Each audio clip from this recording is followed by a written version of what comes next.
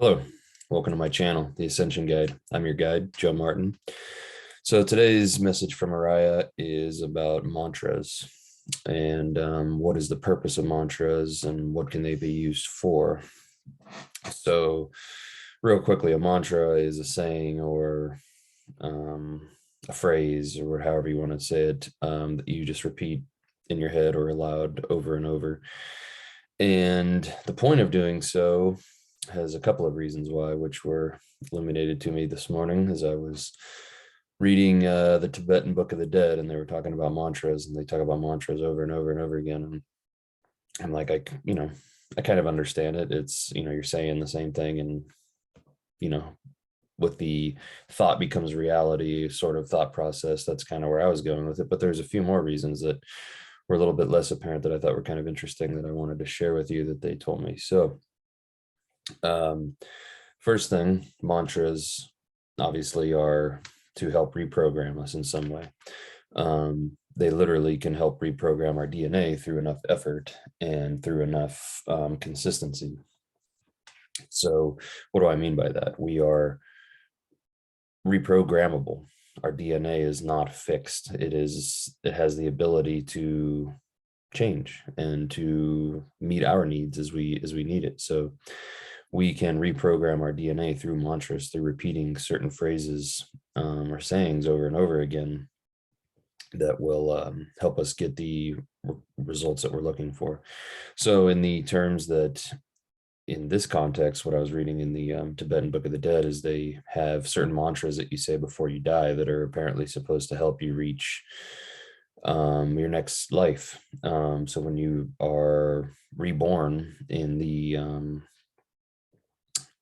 cycle of reincarnation, you're sort of able to get yourself to where you want to be, so to speak. So there's different mantras supposedly to get you. If you don't say the mantras, you could end up in, there's three different kind of next lives, I guess, if you want to look at it the way they interpret things. I'm not saying I agree with all this, just information I've been reading. But one mantra will get you to more of the etheric godlike state, the creator realm, the higher dimensions, I suppose you would say. The other one will keep you kind of where we're at, and then there's another one that, if you don't do anything, you can end up in the lower realms, they call it. So these mantras they say right before death, there's different signs that you look for, and then you repeat these certain mantras if you're trying to achieve certain levels of consciousness after you die. And if you're unable to do that, other people like a shaman or a priest or however you want to say it, different person can come in and do these rituals also with the person if they're incapable of doing them themselves. Anyways, so these mantras are to help direct the consciousness whenever it leaves. And then there's mantras that can help you reprogram your thinking, to help you quit smoking, for example, or drinking or anything else, to make yourself healthy. Repeat over and over, I am healthy, and watch what happens. It's sort of that placebo effect, if you want to call it that. You're programming your brain to think a certain way. When you take the placebo, your brain thinks that you're getting, or your consciousness, or however you want to look at it, thinks that you're getting the medicine to help whatever you're ailing with. And so it creates that healing. That's what the placebo effect is it's your body creating that healing effect through the thought process that you are getting something that's helping you heal, when in reality, it's your thought that helps you heal. So if we take that into the mantra set, we create our thoughts the way we want to do it. Now, here's the other part of it that I was talking about. So it's one, to reprogram ourselves, our DNA, our thought process, etc., to create the results that we're after. But the other part of that is, how many people have that thought loop that they get stuck in, that you're not worthy, you're this, you're that, you're everything else, you don't have enough money to do that, all of the thoughts that are negative that keep us in that lower vibration. So what happens when we're saying mantras? Not only is it reprogramming us to think in a certain way and to act in a certain way, it is also blocking out the ability for those negative thoughts to be able to take place and take hold in our minds and create those patterns and those loops that we get stuck in.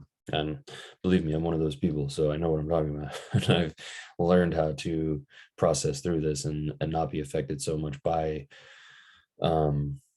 whatever those forces are, whether it be our own internal ego struggles or something more malevolent. But either way, you can see how the mantra and repeating things over and over, and you can create your own mantras. You can look for mantras online. You can find mantras in books. I mean, they're everywhere. So if you're interested in helping yourself and helping others reprogram, look into some of these mantras and see which ones are helpful for you.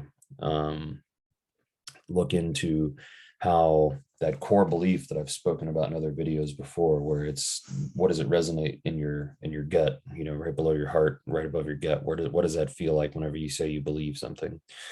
If you get that little pit, if you get that little then you don't believe. Your mind may believe it, but your entire being doesn't believe it, if that makes sense.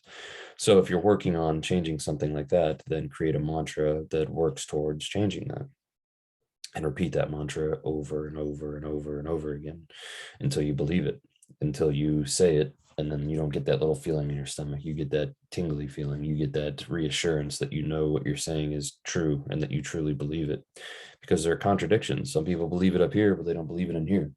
And so got to be in sync, mind, body, spirit. Everything's got to be in belief and be in the same mindset, so to speak, so that things can align the way that you are anticipating.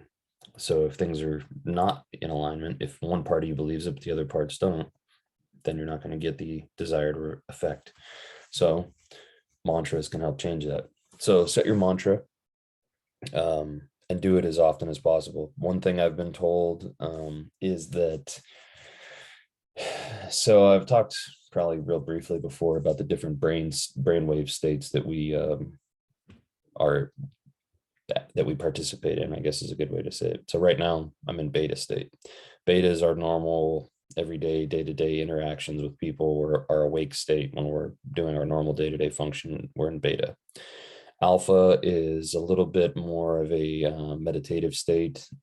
People who play music, do different meditative practices can range in the alpha range. And things like that, where you're a little bit more tapped in, you're a little bit more conscious. That's the alpha state. Delta state is when we're sleeping. That's the delta brainwave function. And then theta state is where, like, when I go channel, or you're in those deep meditations. So theta state is kind of that in-between phase when you're about to fall asleep at night or when you're about to wake up in the morning. Theta state is the best time to repeat these mantras, as you're the most in touch, you're the most in tune with consciousness, so that you're going to get the most desired effects from your mantras at those times. Not to say you shouldn't say them all day, every day, you know, or times, you know, that you have, whatever it is. But those are the most effective from what I understand. Now, something that I also do that you can do to help you is I have set alarms on my phone to go off every day at certain times with certain mantras. So in case I forget, an alarm goes off and I check it, I read it, I'm saying the mantra, boom. So try that for yourself. You know, set different alarms throughout the day on your phone, different reminders to say whatever it is, whatever you're trying to work on, and always try to frame it in the positive. So I don't have cancer, I am healthy, that sort of thing. So frame it in the positive of what you are, not what you want to be, but what you are. So you are healthy. You're not, I want to be healthy. You are healthy. Because law of attraction is what you are, right? So you attract what you are. So you are this. And that's a big part of the belief system, is you are this, you are in that state. So if you are someone dealing with cancer, for example, and you are trying to reprogram your DNA, don't say, I want my cancer to be cured. I want to be healthy. I am healthy. I am healthy. And repeat those mantras, etc. So hopefully this helps you.